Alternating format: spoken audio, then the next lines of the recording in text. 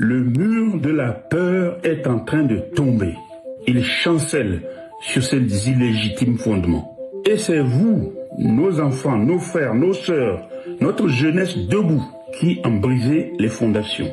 Lui, c'est Kofi Yamyan. Vous le connaissez peut-être parce qu'il a eu une carrière politique en France. Il a notamment été nommé secrétaire d'État de Édith Cresson en 1991. Les amis de Kofi, déjà dans la confidence, arrivent à son domicile. Ils ont déjà vécu de grands moments ensemble. Ce soir, ils sont venus attendre l'annonce à la télévision que leur mère devient membre du gouvernement. Il a ensuite été député socialiste du Finistère entre 1997 et 2002. Mais depuis, il est retourné vivre dans son pays natal, le Togo, et c'est de ce pays dont il parle dans la vidéo que je vous ai montrée. Rejoignez l'immense vague de la libération nationale. Ce combat est le vôtre. Ce combat est le nôtre. Il appelait en fait les Togolais à rejoindre le mouvement de protestation qui s'est tenu les 26, 27 et 28 juin dernier.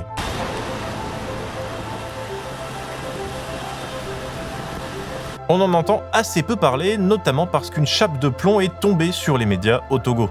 France 24 et RFI ont d'ailleurs été suspendus pendant 3 mois dans le pays à partir du 16 juin. Ces manifestations ont été très durement réprimées par le pouvoir togolais qui les a déclarées illégales. Selon une conférence de presse des organisations de la société civile du pays rapportée dans un article de 20 minutes du 29 juin dernier, dénonçant les exactions commises par des éléments des forces de l'ordre et des miliciens togolais, elles ont fait état de 7 corps repêchés dans les cours d'eau de la capitale du Togo.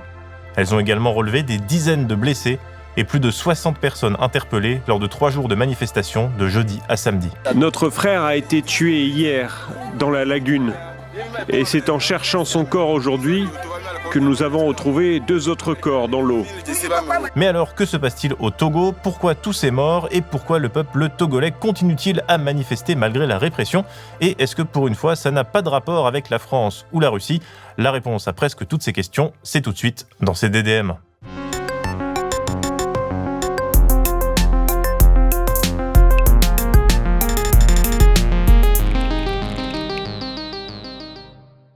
Pour comprendre cette mobilisation, il faut faire un peu d'histoire, et qui peut se permettre de faire un peu d'histoire sans faire un peu de géographie ?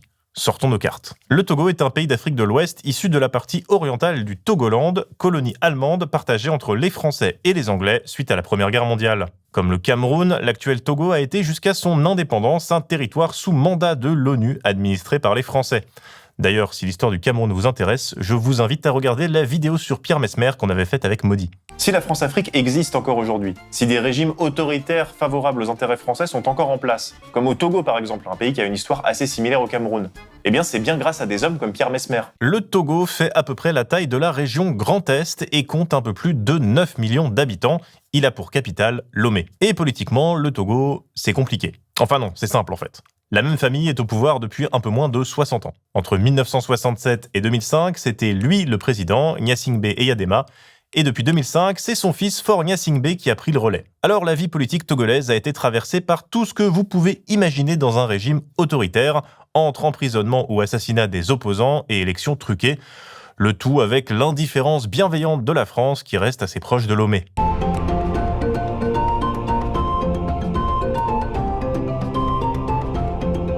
Le dernier coup en date de Faure Gnassingbé, ça a été d'imposer un changement de constitution. Changement qui a été adopté en avril 2024 et qui a permis au pays de passer d'un régime présidentiel à un régime parlementaire. Le président de la République, qui sera proposé par l'Assemblée nationale et le Sénat, aura un rôle représentatif.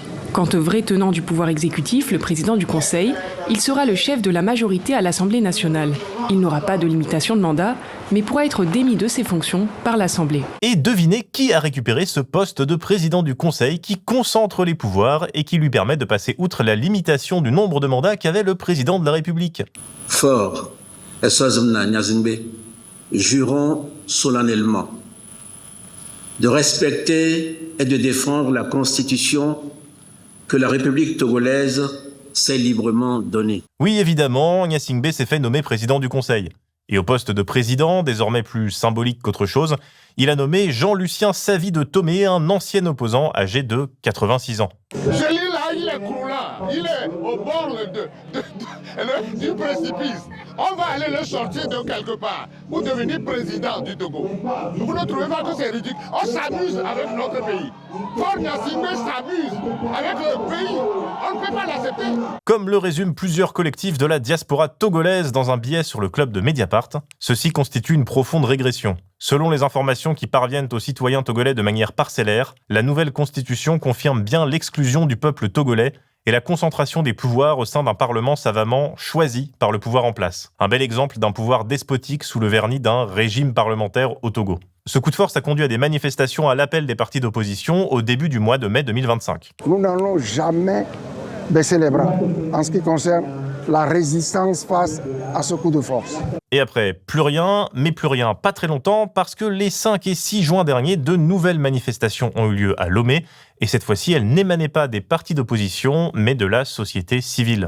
Les manifestants protestaient contre des arrestations de voix dissidentes, la hausse du prix de l'électricité et la réforme constitutionnelle. Ils répondaient notamment à un appel à manifester le 6 juin lancé par un rappeur critique envers le pouvoir, Amron, pour célébrer de façon ironique l'anniversaire de Faure Gnassingbé. D'ailleurs, ce rappeur, Amron, il est devenu un symbole de la mobilisation. Il a été interpellé le 26 mai dernier, puis interné en psychiatrie pour avoir lancé son appel à descendre dans les rues. Il a réapparu quelques jours plus tard, tête et barbe rasée, visiblement forcé de réaliser une vidéo d'excuses vis-à-vis de Faure Gnassingbé. J'aimerais pouvoir saisir cette occasion pour demander pardon et présenter mes sincères excuses à Monsieur Faure, à son Excellence Faure Gnassingbé, président du Conseil des ministres, par rapport à mon comportement déviant, discourtois et outrageux à son endroit alors qu'il ne m'avait jamais rien fait personnellement. Il a finalement été libéré le 21 juin, mais plusieurs autres personnes ont été interpellées lors des manifestations suivantes. Amnesty International fait même état d'accusations de torture. Nous étions couchés sur le sol. Ils étaient 6 ou 7 agents autour de nous. Ils versaient de l'eau sur nous et ils nous frappaient les fesses avec des cordelettes. Ils ont frappé nos plantes de pied en nous demandant « Est-ce que vous allez encore sortir manifester ?» Puis ils nous ont ordonné d'aller courir sur des gravillons. Ils nous menaçaient. À un moment, ils nous ont ordonné d'aller danser sous la pluie.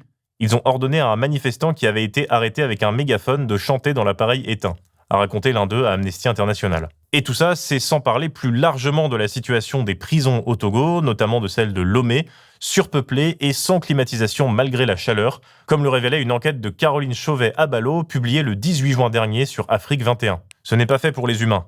Quand j'y repense, ça me fait trop mal, déplore un autre ex-détenu qui a demandé l'anonymat, tout juste sorti de la prison de Dapaong dans le nord du Togo. J'étais dans une cellule faite pour environ 45 personnes alors qu'on était 174. Toute la nuit, on était assis l'un en face de l'autre. Ceux qui n'avaient pas trouvé de place étaient debout. À cause de cela, beaucoup avaient des membres de leur corps enflés, d'autres avaient des maladies dermatologiques, et j'ai vu 2 personnes mourir dans mon bâtiment, visiblement par suffocation. D'ailleurs, pour que vous ayez une idée de la situation, dans l'enquête d'Afrique 21, il y a aussi une vidéo d'une cellule d'isolement dans la prison de Lomé. Attention, les images sont choquantes.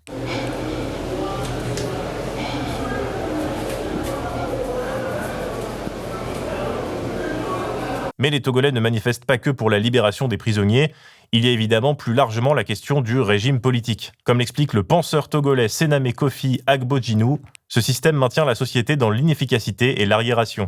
Il s'appuie à la fois sur la peur, utilisée de manière brutale pour dissuader toute contestation, et sur un enchevêtrement opaque d'alliances internationales qui le protègent.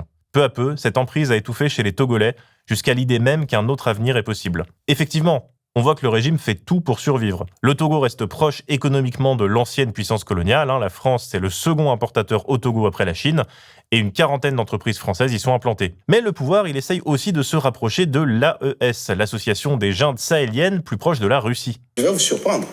Demandez aux populations togolaises, les Togolaises et les Togolais lambda, si le Togo veut rentrer dans l'AES, vous allez voir leur réponse. Vous direz qu'ils vous diront oui. C'est un bel exercice. Je vais vous prendre au mot. Plus de 70%, ils vous diront oui. Au final, le pouvoir joue un jeu d'équilibre diplomatique assez impressionnant, comme le relate Thomas Dietrich sur sa chaîne Chronique de France-Afrique. Macron a même eu besoin des services de Faure Gnassingbé récemment, parce que le président togolais a joué les médiateurs pour le compte de l'Elysée, lorsque 4 agents de la DGSE ont été arrêtés au Burkina Faso fin 2023. Faure Gnassingbé avait alors intercédé auprès d'Ibrahim Traoré pour essayer de les faire libérer. Faure s'est rapproché de l'AES, qui utilise le port de Lomé comme port d'entrée.